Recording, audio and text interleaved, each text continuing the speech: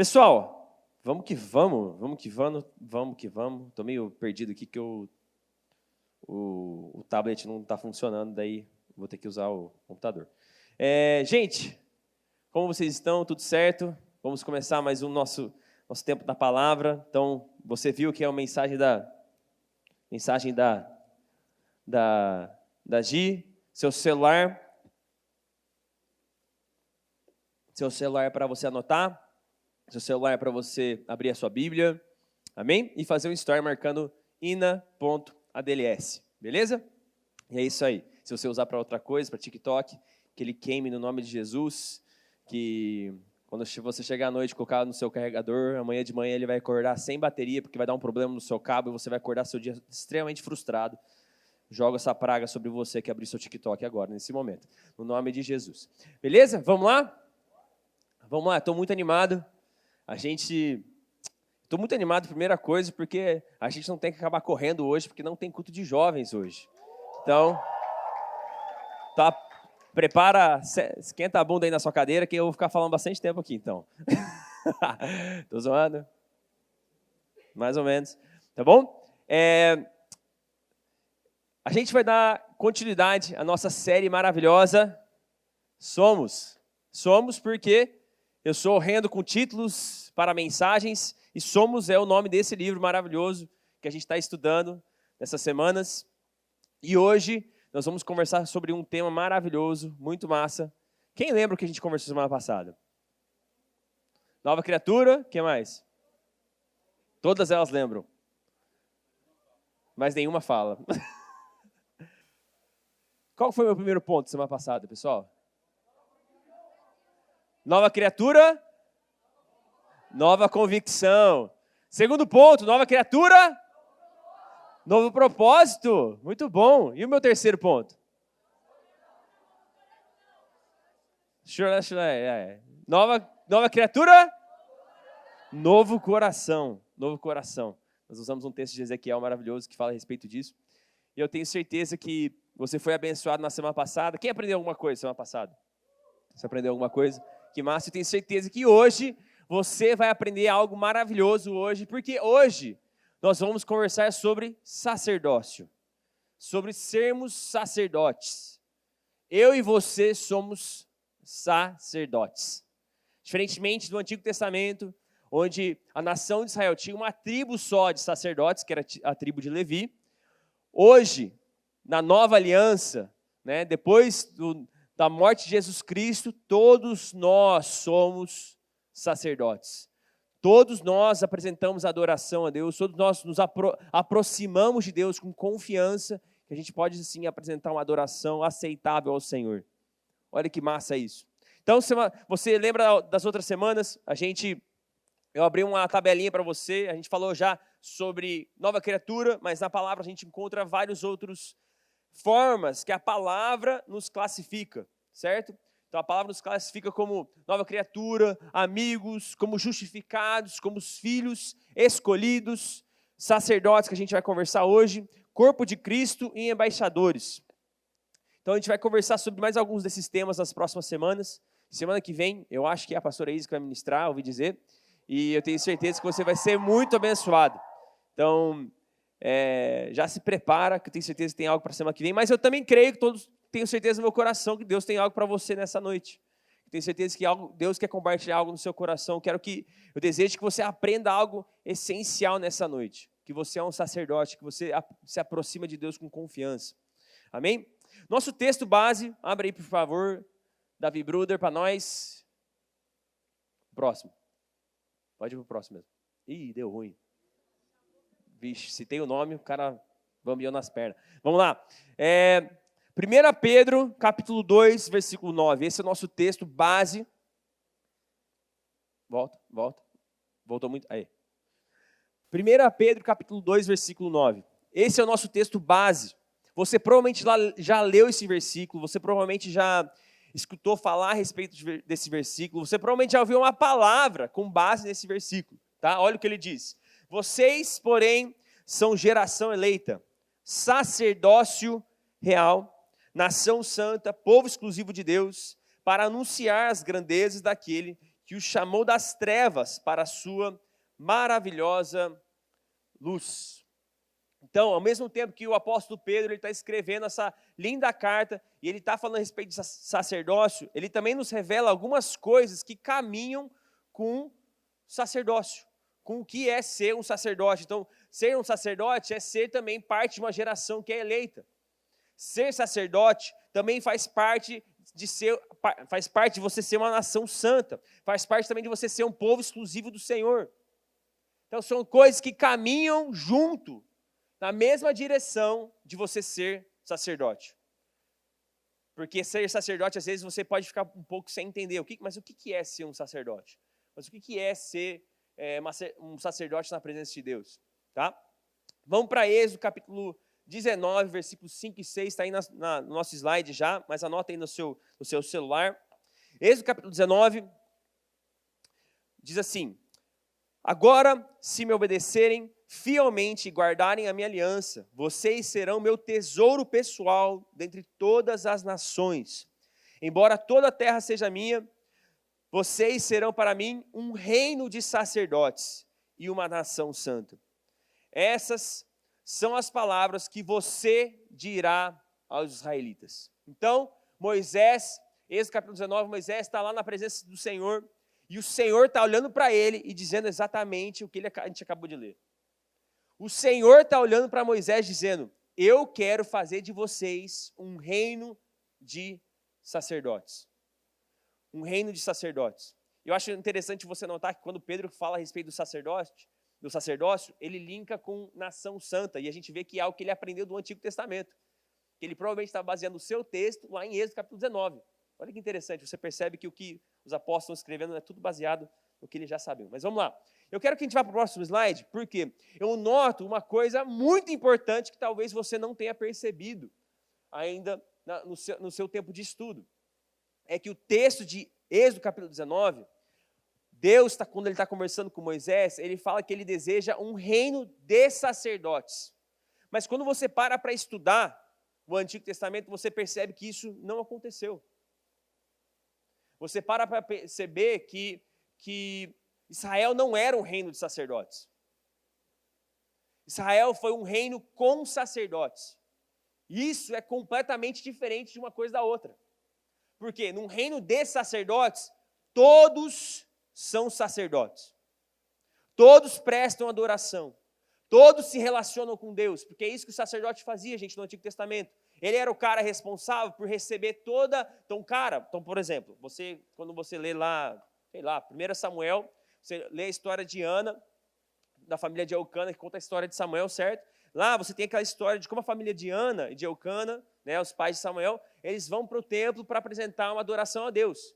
E eles vêm, o que eles fazem? Eles trazem um novilho, e eles oferecem, eles dão na mão do sacerdote, eles falam o quê?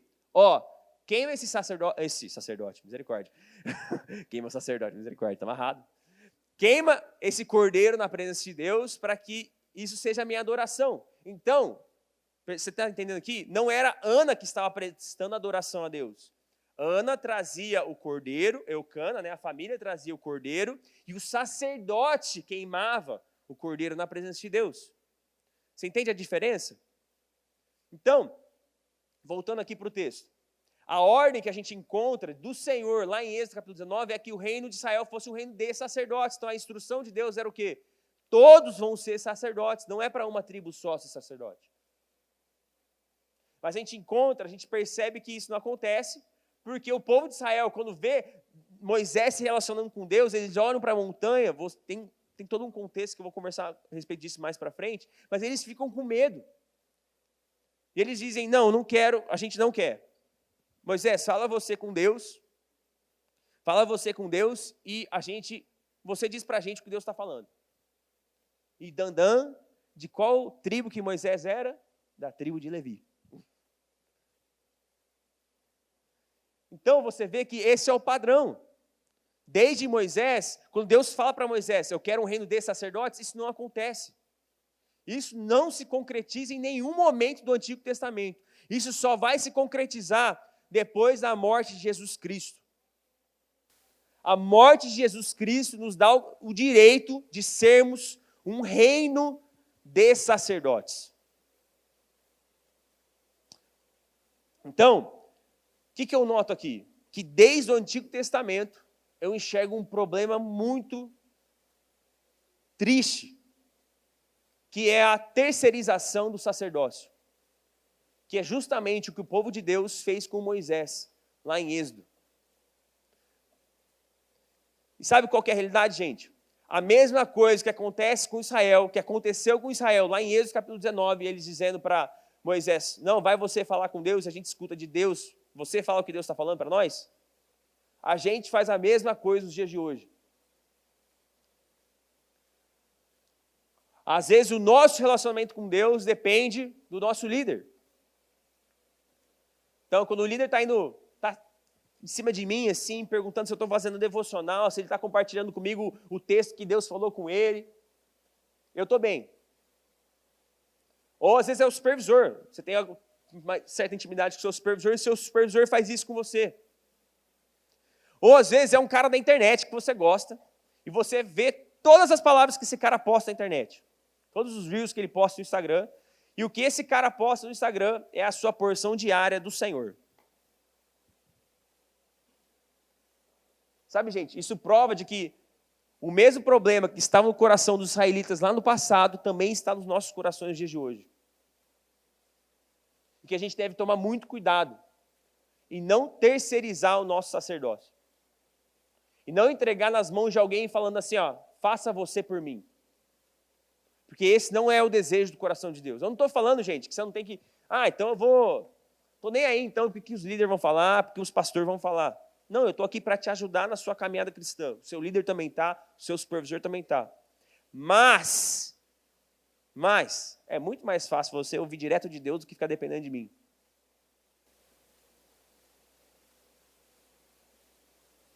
Sabe, gente? Porque eu também estou passando pelos meus perrengues. Eu também estou precisando da minha porção de Deus. Então, você não pode terceirizar o seu sacerdócio. Você não pode colocar nas mãos de alguém algo que é seu, que é muito precioso. O desejo de Deus é que todos nós nos tornemos bons sacerdotes.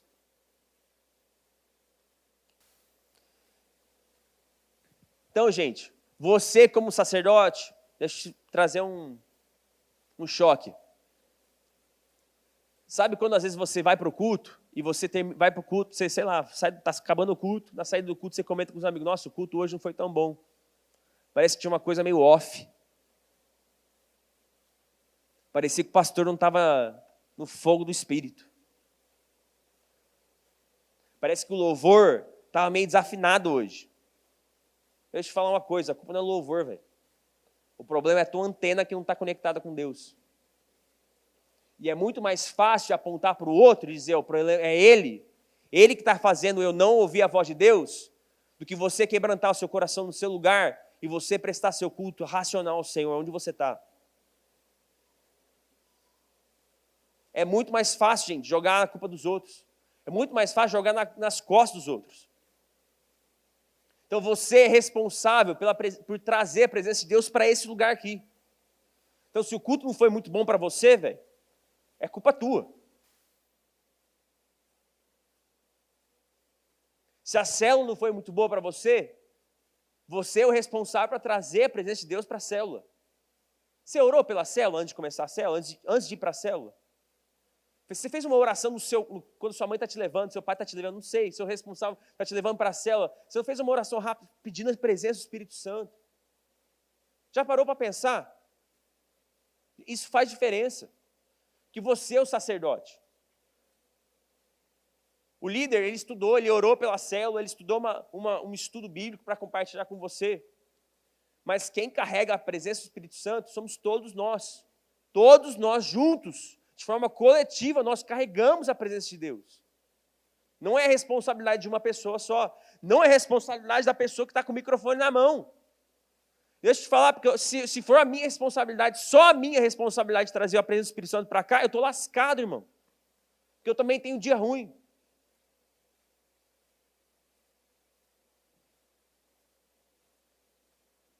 Nós somos um reino de sacerdotes. Nós somos um corpo de sacerdotes. Nós, juntos, prestamos cultos a Deus.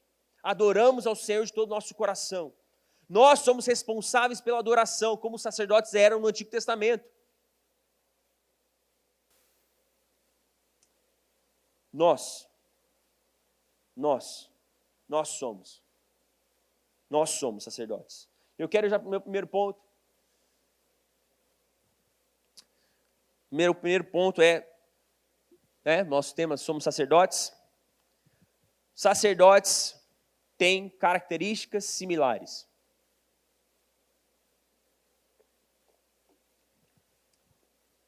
Sacerdotes têm características similares.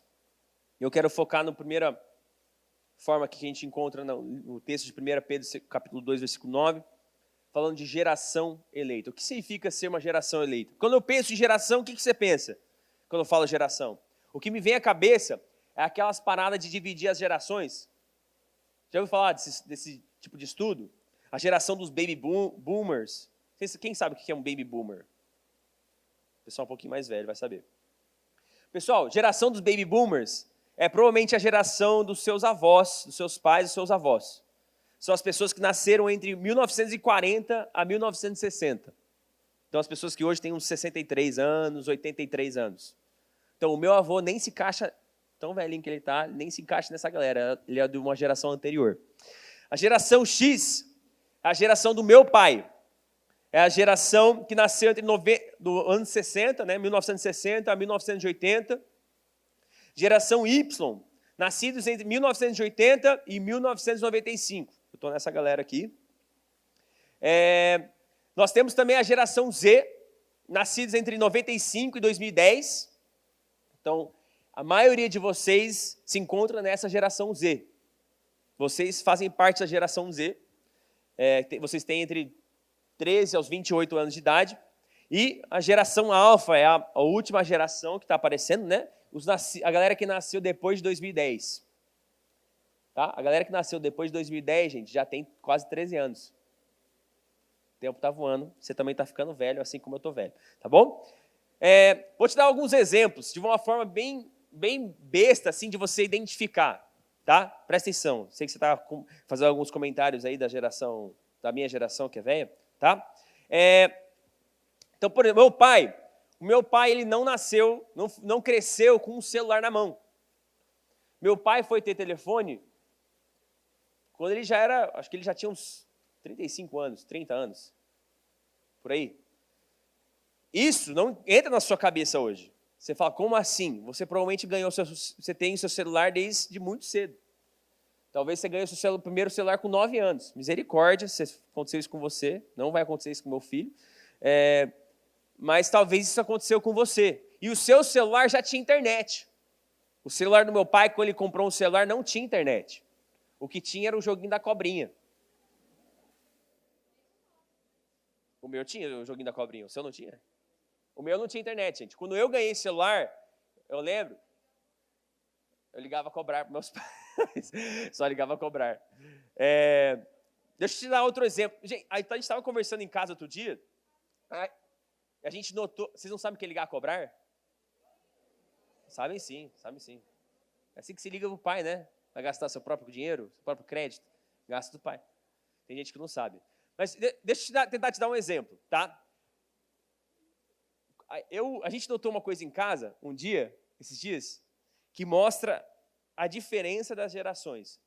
Tá? Quando eu e a Isa, na nossa idade, quando você mostra que você vai atender o celular, quando você não está com o celular na mão, quando você está fazendo um teatro, você está querendo mostrar que você está atendendo o celular, a nossa ideia de como é um celular é assim, ó.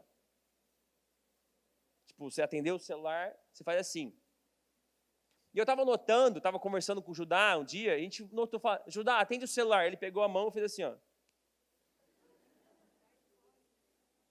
Porque o meu primeiro celular, era um da Motorola, que você abria ele. Um flip. Um V3, esse era da moda, gente. O V3, ele tinha de tudo quanto é cor. Tinha o rosa, o amarelo, o vermelho, o preto. Esse era... você provavelmente nunca vai ter um celular que é flip phone, que a gente chamava assim, de flip phone. Quem aqui teve um flip phone? Ah, tem bastante gente até. Ah, não, é tudo mais velho. Então, você entendeu meu ponto aqui que eu estou tentando fazer? Volta aqui comigo. Volta aqui comigo. Então, as gerações, o meu filho está sendo gerado no ambiente onde todo mundo que está na frente dele tem um celular que é com touchscreen. Tipo, é um vidro e ele só encosta para fazer as coisas, arrastar, clicar nos aplicativos, não sei o quê. Na minha adolescência, quando eu tive meu primeiro celular, na verdade, o meu primeiro celular era um da Nokia, que era um tijolo bem grande, assim. Se você jogasse em alguém, você provavelmente matava essa pessoa. E depois o meu segundo foi esse da Motorola, esse V3. E a concepção, a tela era meio esverdeada, assim, meio, né, sem tecnologia nenhuma. Então, para te mostrar a diferença, eu vou te dar outro exemplo. Provavelmente você só recebe ligação dos seus pais. Os seus amigos não fazem ligações. Você não faz. Já percebeu isso? Você não liga para o seu amigo. Tipo, quero falar com o meu amigo. Vou ligar para ele, vou digitar o número. Não, você entra no WhatsApp, manda uma mensagem, espera ele responder. O meu pai, se eu não respondo o WhatsApp dele em 30 segundos, o meu pai me liga automaticamente. Porque ele acha que eu estou com o meu celular na minha mão o tempo inteiro e ele acha que eu devo uma resposta para ele em todo momento. Ou outra coisa que ele faz é mandar áudios de 5 minutos. Alguns pais de vocês, eu não estou zoando, alguns pais de vocês já me mandaram áudio de 9 minutos. Deus me dê graça e paciência para lidar, tanto com vocês como com seus pais. Mas, volta aqui então, você deu uma risadinha aí. Você percebe como as gerações, elas agem de forma diferente, dependendo do contexto que elas nasceram, onde elas foram sendo geradas, foram criadas? Você entende que provavelmente quando você tiver filhos, isso vai ser completamente diferente. Isso vai ser uma coisa muito maluca. Então, eu lembro, por exemplo, um dos hobbies da minha célula, quando eu era líder de célula nos adolescentes, a minha célula era de quinta-feira, e a gente jogava basquete, se reunia com a galera. Daí, para eu arrastar os caras para o culto de sábado, a gente fazia sempre 2 horas de lan house, antes de vir para o culto. Quem sabe o que é uma lan house? Lan house é um lugar onde tinha um monte de computador para jogar junto. Porque a maioria da galera não tinha computador em casa para jogar. Então, na hora de jogar, você ia lá na lan house, pagava R$1,50 a hora. E jogava. Eu lembro de jogar junto com meus amigos, e era assim que eu arrastava a galera pela minha cela para ir para o culto. Eu marcava 2 horas de lan house e depois a gente já vinha todo mundo. Era a lan house ali na U Cabral, aqui no centro, e a gente já descia tudo junto. Oi? E na Games Raiz, aí que começou a ir na Games, sonho de ir na Games. Você entende? Você percebe como as gerações são completamente diferentes? Gente, o meu avô na pandemia, ele não conseguia colocar o culto da igreja na TV dele para ele assistir, porque ele não podia vir para a igreja. Então virou uma rotina, todo domingo eu tinha que passar na casa dele, ligar a TV, apertar 3 botões, YouTube, entrava no canal da igreja e entrava no vídeo. E é engraçado, porque às vezes a gente ia almoçar lá, daí quando chegava para almoçar, estava lá tocando Top Hits Gospel Brasil 2013, sei lá, uma coisa assim. É tipo uma coisa louca. Porque o meu avô, ele não consegue mexer numa tela com botão, ele não entende isso, ele não faz sentido para ele. Ele para pensar, meu avô... Engraçado, meu avô tem um tablet hoje, quando ele quer ligar para os filhos dele, literalmente, tá na tela já, é um botão só que ele tem que apertar. Se envolver 2 botões, já trava tudo, já não funciona. Mas eu tô dando muitos exemplos, né? Vamos voltar aqui para a palavra. Gente, então assim como gerações diferentes têm traços, jeitos diferentes, características únicas da sua geração, a palavra diz para nós que nós somos uma geração eleita. Isso faz parte da nossa geração. Então, a nossa geração após Jesus Cristo é uma geração de sacerdotes. Por quê? Se você olhar para o Antigo Testamento, nem todos eram sacerdotes no Antigo Testamento. Nem todos tinham esse privilégio. Então, essa nova geração que vem após Cristo, que se encontra debaixo do senhorio de Cristo, é uma geração de sacerdotes. Então, nós temos algo em comum. E uma das coisas que nós temos em comum é que nós somos nova criatura. A gente conversou um pouquinho, citou embaixadores. São traços que nós temos em comum. E sacerdotes têm coisas em comuns. Amém? As coisas que eu noto é povo exclusivo de Deus. Quando eu penso em povo, eu penso em nação. Quem aqui já teve o privilégio de sair do país? Você, sei lá, você foi para o Paraguai, lá no Foz, já viajou de avião. Nosso supervisor Giovanni viajou de avião pela primeira vez esse final de semana, passar férias. Ele mandou um vídeo para mim, passou medo do caramba. Depois a gente zoa quando ele voltar. Mas vamos lá. Volta aqui. Eu tive o privilégio... Vamos lá. Eu tive o privilégio, gente, de estudar fora. De fazer faculdade bíblica fora, de fazer teologia fora. Eu passei meus 4 anos de faculdade fora do país. E eu estudei num lugar muito específico. Eu estudei em Portland, então esse bonezinho aqui é do time de basquete lá da cidade onde eu morei. Eu torço para eles, sou um torcedor sofredor, porque o nosso time é muito ruim. Mas, volta aqui, uma característica muito, muito única de Portland é que Portland tem um jeitão meio de Curitiba, assim. Tipo, é nublado 7 a 8 meses do ano. É nublado, não tem sol. Não tem sol, o céu é cinza, daí tipo, faz um dia de sol, daí no outro dia já está cinza de novo. Então tem uma montanha perto da cidade, assim, que está o ano inteiro com neve. Então é frio, é uma região bem fria.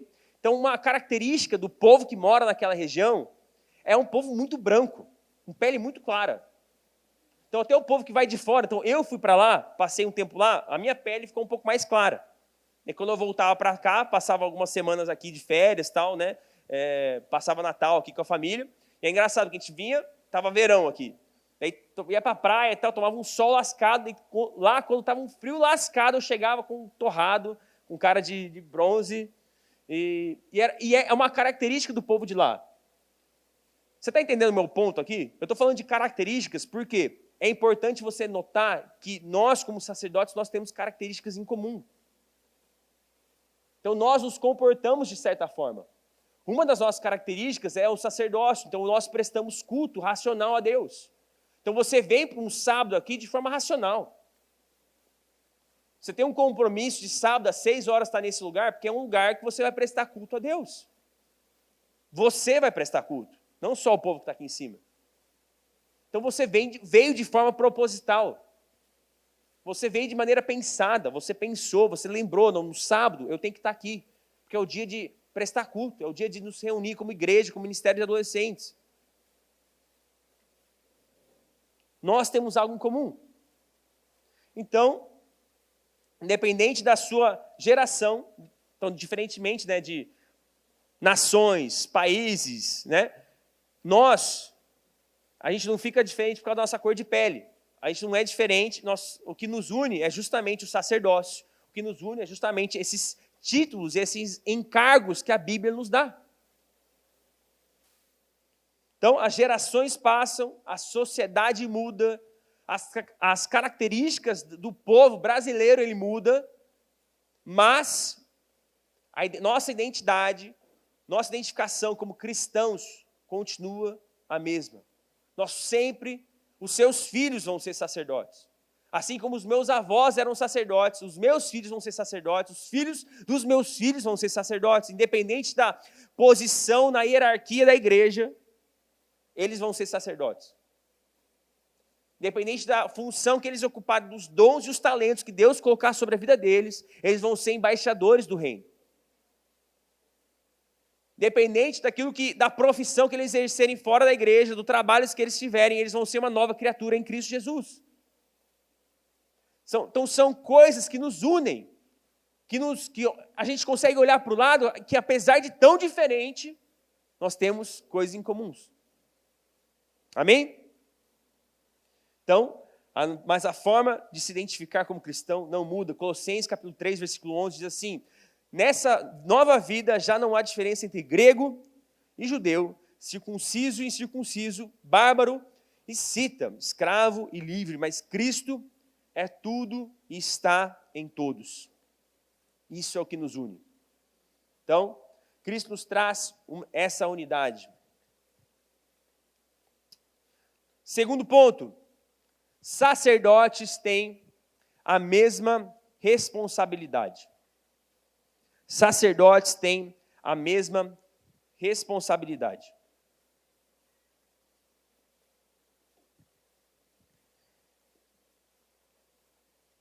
Gente, no Novo Testamento, a gente encontra duas palavras que descrevem sacerdócio. Sacerdotes, tá?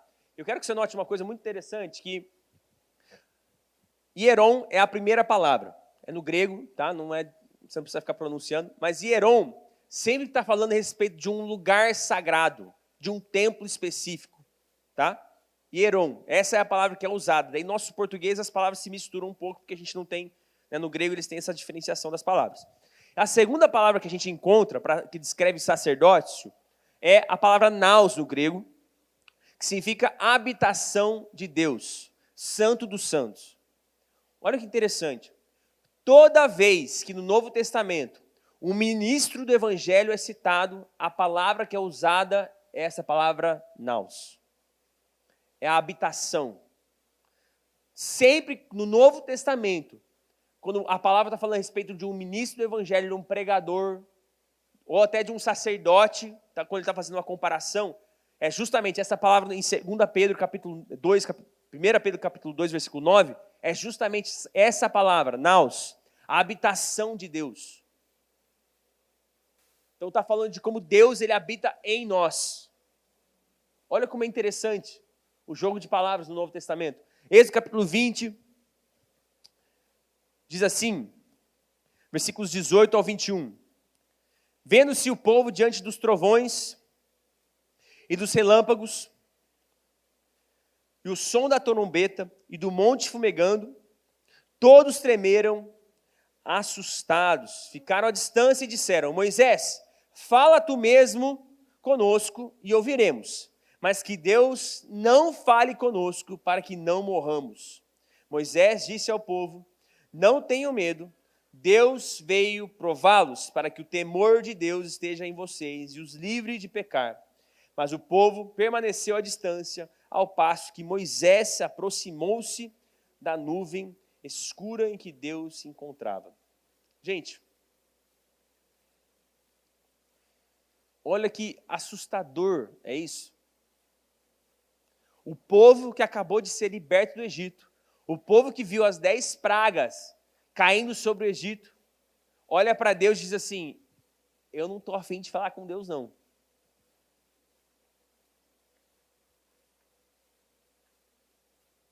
Sendo que se você for estudar no início, no chamado do ministério de Moisés, porque quando Deus conversa com Moisés, a promessa não era a terra prometida. Você lembra disso? A promessa era para que eles possam ir ao deserto para adorar-me. Começo do livro de Êxodo, capítulo 3, se não me engano. Olha que maluco isso. O propósito inicial de Deus nunca foi entregar uma terra prometida para eles. O propósito de Deus era tirar eles daquela terra do Egito para que eles possam voltar a prestar o culto de forma correta perante Deus. Então você tem todas as instruções, no livro de Êxodo você encontra muita instrução, como adorar a Deus, como que funcionava a adoração, as funções dos sacerdotes. A motivação do coração de Deus nunca foi entregar uma terra, sempre foi trazer o seu povo para o lugar da adoração, sempre foi trazer seu povo para o lugar do relacionamento. Então, quando o povo de Israel olha para Deus e diz assim: espera aí, mano, vamos dar um passo atrás, fala você com Deus e eu vou ficar aqui, é o povo de Israel olhando na cara de Deus falando assim: ó, eu não quero aquilo que o Senhor tem para nós. Aquilo que está no mais íntimo do seu coração, não é isso que nós desejamos.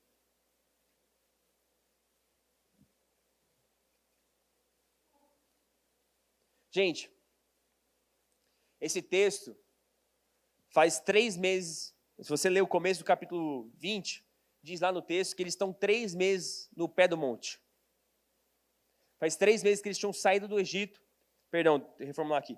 Faz 3 meses que eles tinham acabado de sair do Egito, eles estavam vagando, eles param no pé do Monte Sinai e eles estão 3 dias esperando Moisés voltar.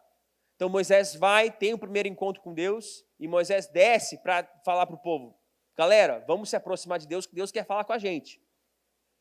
Daí justamente esse texto aparece. Espera aí, chegou a nossa hora de falar com Deus?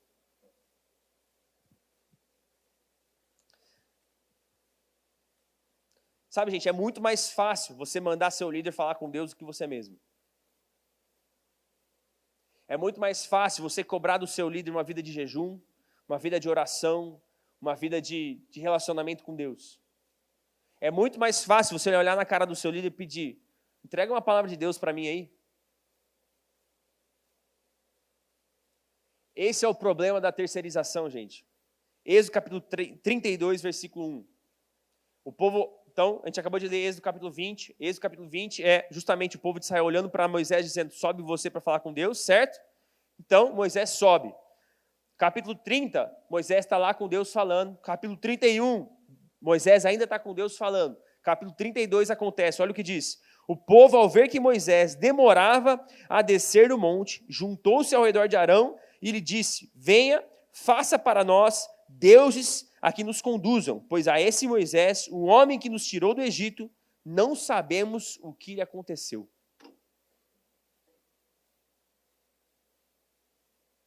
Esse é o problema, gente. Se você depositar o seu relacionamento com Deus nas costas da sua liderança, de um amigo, de uma pessoa do YouTube, se essa pessoa passar mais de 3 dias sem postar uma coisa, sem falar para você uma revelação dos céus, você volta para a sua antiga vida.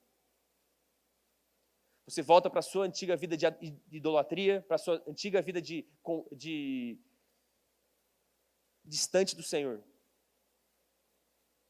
Molecada conversando no fundo aí, ó.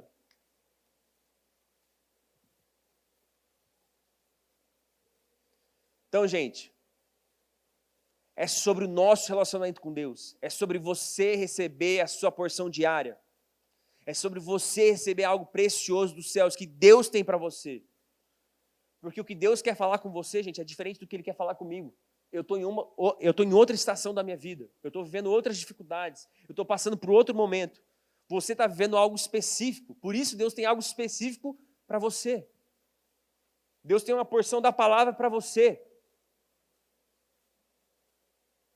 Então a gente ora, a gente prepara, né, esses estudos, as séries que a gente faz. Isso é para você, mas e o seu dia a dia? Porque o culto de sábado não é o suficiente, não é combustível suficiente para a sua semana, velho. Você passa 5 dias da sua semana com seus amigos. Lá na escola, ouvindo um monte de porcaria, ouvindo um monte de xingamento, ouvindo um monte de gente falando um monte de lixo. Se você não receber a sua porção diária do Senhor, você está perdido, cara. Porque você passa 40 minutos comigo aqui, eu pregando para você. E você passa, sei lá, 4 horas do seu dia na escola. Sabe, gente, a gente terceiriza a nossa vida espiritual, a gente terceiriza o culto, a gente vem para um culto como esse, como espectador. A gente fica lá no fundo, olhando, observando aquilo que está acontecendo. Esperando assim, tipo, isso aqui está sendo bênção para a minha vida. Sendo que você tinha que estar vindo para cá para oferecer alguma coisa. O povo que está aqui em cima está oferecendo alguma coisa para Deus. O que você trouxe para queimar na presença de Deus? Esse aqui é um momento de unidade para todos nós trazermos alguma coisa para queimar na presença de Deus. Eu lembro de um dia, estava em casa, estava dormindo, 3 da manhã. 3 da manhã, eu recebo uma ligação, aí estava do meu lado, eu acordo, falei, quem que tá me ligando 3 da manhã, velho? Eu acordo meio com sono, sem entender quem que tá me ligando, um número desconhecido. Eu falo, alô, pastor? Oi, quem é? A fulana falou o nome. E ela só manda, pastor, meu namorado está aqui do meu lado, ele está endemoniado, eu acho. Ele está fazendo uns barulhos aqui, está rosnando, o olho dele fica virando. A primeira pergunta é, o que você está fazendo com seu namorado 3 horas da manhã na cama, né? Mas tudo bem. Sabe qual é o meu ponto, gente? É fácil ligar para o pastor 3 horas da manhã quando o demônio está lá, velho. A mesma autoridade que eu carrego, você carrega também. Olhei para ela e falei, não vou sair da minha cama nem a pau para ir na tua casa, orar pelo cara. Eu vou ficar aqui, bota o telefone na orelha dele, coloca no Viva Voz, eu vou orar, você vai orar junto, põe a mão na cabeça dele aí, vamos orar. E eu orei pelo Viva Voz.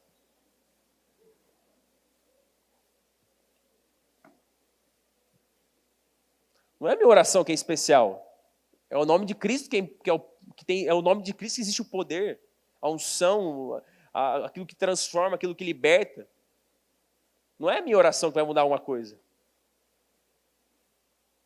Você deu risada. E quando isso acontecer com você?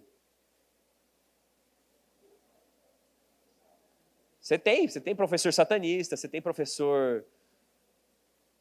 Posso citar os nomes, senão dá ruim, né? Vai para o YouTube isso. E aí? Realmente, daí é fácil ligar para o pastor orar. Realmente, é fácil. Olha essa frase do Lucas Dutra nesse livro, me chamou muita atenção. Terceirizar o sacerdócio é negligenciar o privilégio de se encontrar com o Senhor e remover a glória de Deus das situações do dia a dia. Você tem a oportunidade de carregar a glória de Deus nas situações ordinárias do seu dia a dia. Mas quando você terceiriza o seu sacerdote, você perde a sua porção. Porque a palavra de Deus nos revela lá em Êxodo, que quando Moisés ele saía da presença de Deus, tamanha era a presença de Deus, que o rosto dele brilhava, daí ele colocava um véu na sua cabeça. Então, esse lugar da presença transformava o ser de Moisés.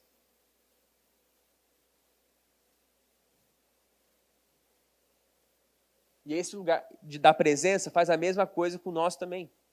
Nós carregamos a glória do Senhor se nós tivermos a nossa porção diária com o Senhor, sempre recebendo dele, sempre recebendo dele.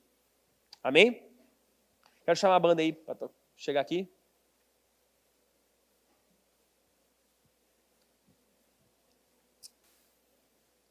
Vamos lá?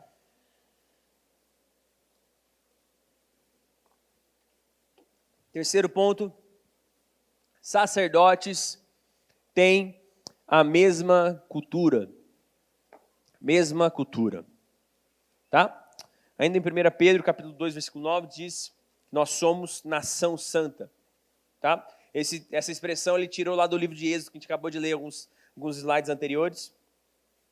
Então, gente, a nossa nação é formada por um povo que tem a mesma origem, a mesma língua, a mesma religião, tem a mesma cultura. Nós temos uma cultura de santidade. O sacerdócio do Senhor carrega uma cultura de santidade. É por isso que ele também diz em 2 Pedro capítulo 2, versículo 9, que nós somos povo exclusivo de Deus. Então, no Antigo Testamento, gente, na cultura do Antigo Testamento, você tinha várias regras para os sacerdotes, como os sacerdotes manuseavam todos os utensílios do templo, como eles cuidavam dos novilhos, né, dos sacrifícios que eram oferecidos. Uma das regras que os sacerdotes eles tinham que manter, quando eles iam entrar no Santo dos Santos, então o Santo dos Santos é o lugar da Arca da Aliança, onde a Arca da Aliança ficava, para um sacerdote entrar e prestar o culto perante ao Senhor, ele tinha que fazer algumas coisas. Primeiro, a coisa que ele tinha que fazer é se arrepender. Por quê? Ele entrava com uma corda amarrada na sua cintura. Porque se ele se apresentasse na presença de Deus com pecado, era morte na hora. Era morte na hora. Daí ele era puxado pela cordinha. Imagina se essa lei fosse real para os dias de hoje. Quanta gente ia estar deitada à morte aí. E eu falo isso com certo temor até para mim. Sobre a minha vida de arrependimento.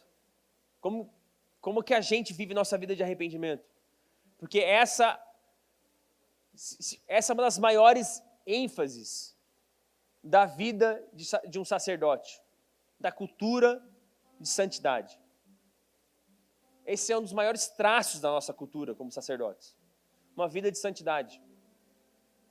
Não sei se você já percebeu, mas todo mês a gente prega aqui sobre santidade. Todo mês a gente prega sobre santidade. E toda vez que a gente prega, alguém se arrepende, alguém procura o líder, alguém procura o supervisor. Mas o que tem de gente que está sentada aí na cadeira e entra por um ouvido e sai pelo outro.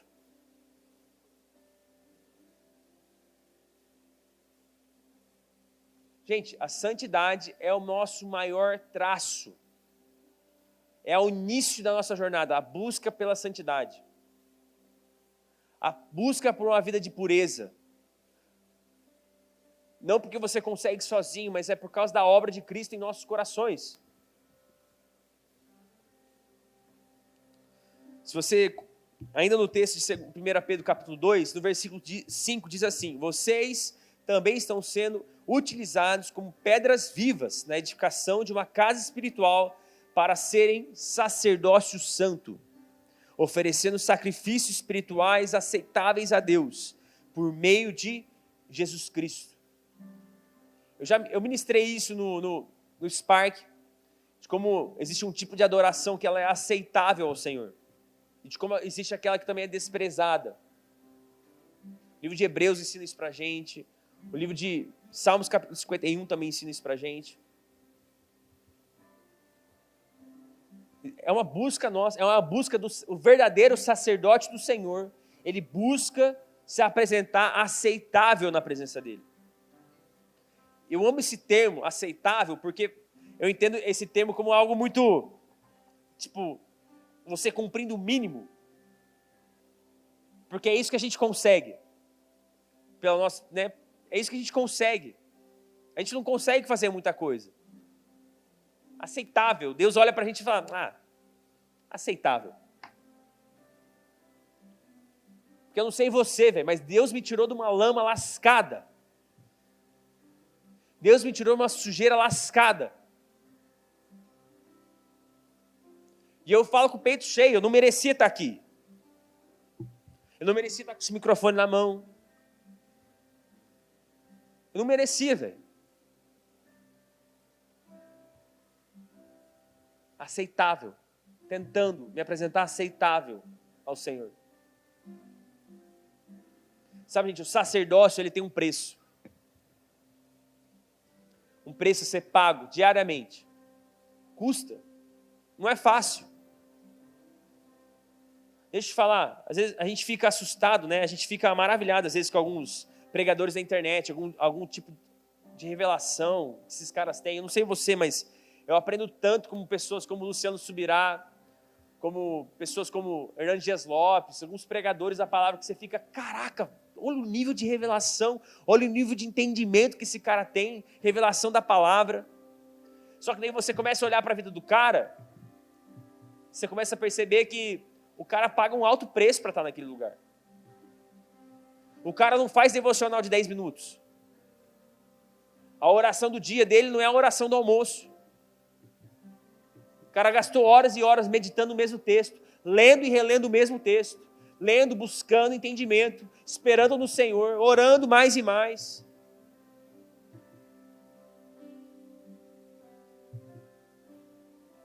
O sacerdócio, ele tem um preço a ser pago. Para esse maior nível de entendimento, maior nível de revelação requer de nós o maior íntimo nível de entregar o nosso ser, de entregar quem nós somos, de entregar os nossos pecados, deixar o Senhor moldar o nosso coração. Toda vez que nós nos apresentamos a Deus, algo deve morrer. Essa era a cultura do Antigo Testamento, gente. Quando o sacerdote se apresentava a Deus, alguma coisa morria. Alguma coisa era queimada. Cordeiro era queimado, algum tipo de sacrifício era oferecido a Deus. E o mesmo vale para nós. Então, quando a gente vem para um culto como esse, a pergunta ficou: o que você veio trazer na presença de Deus?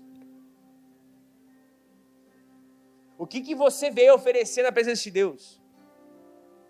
Sabe, gente, o que a gente tem para oferecer para Deus não é muito, não. Não é. Realmente, o coração que eu e você temos não vale muita coisa. Mas é o que a gente tem. O que você vai oferecer ao Senhor? Em casa a gente tem orado muito sobre o nosso futuro, onde o Senhor vai levar a gente, o que vai acontecer com a nossa família, onde o Senhor quer nos levar. Isso tem sido um encargo de oração nosso. Tenho orado muito. Ontem, na noite do clamor, a maior parte do meu tempo eu gastei prostrado na presença de Deus, buscando ao Senhor, perguntando: Jesus, o que o Senhor quer? Aonde o Senhor quer nos levar? O que o Senhor está esperando de mim? O que o Senhor deseja? Aonde o Senhor quer me esticar?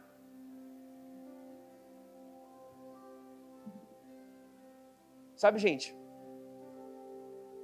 o Senhor está esperando mais de nós. Mais como sacerdotes. Se você for estudar, gente,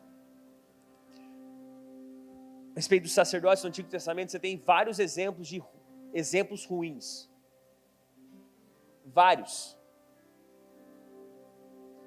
Acho que o mais significativo deles é os filhos de Eli, Ofni e Finéias. Esses aí deturpavam os sacrifícios e o julgamento vem da parte do Senhor. A gente olha para o Antigo Testamento e a gente fala: Deus não age dessa forma mais. Deus não é assim. Imagina se um pastor faz isso nos dias de hoje. Deus não vai matar. Porque esse é o julgamento que cai sobre a família de Eli. Os filhos de Eli morrem. O Senhor julga. Deixa eu te lembrar uma coisa. Você lembra de Ananias e Safira? Livro de Atos. Está todo mundo lá entregando na presença do Senhor, vendendo os seus bens, entregando na igreja. E eles mentem. Eles podiam ter ficado com uma parcela do que eles venderam, lá da propriedade que eles venderam. Mas eles mentem, eles dizem que eles entregaram tudo. E o julgamento veio na hora. Morreu um, depois morreu outro. É real, gente. Eu não estou falando isso para você falar: então daqui a pouco eu vou cair morto aqui, se eu estiver em pecado. Não é esse meu ponto. Meu ponto é: então, se você não caiu morto ainda, vamos entregar um pouquinho mais.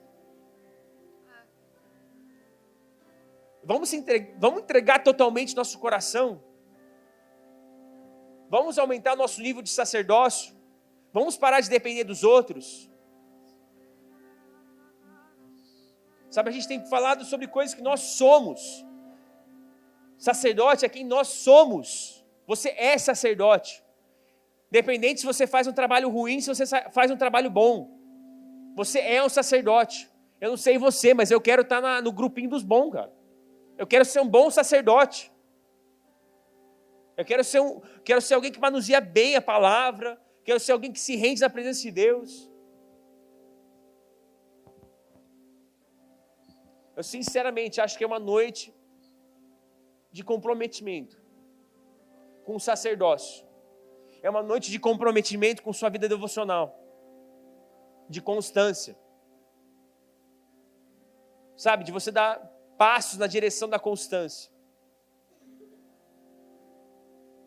Eu não vou pedir para você levantar a mão, mas eu te garanto. Eu já compartilhei isso aqui a respeito de um estudo que eu fui atrás de um estudo a respeito de leitura bíblica. E os números eles eram assustadores da porcentagem de pessoas que liam a Bíblia todos os dias da semana.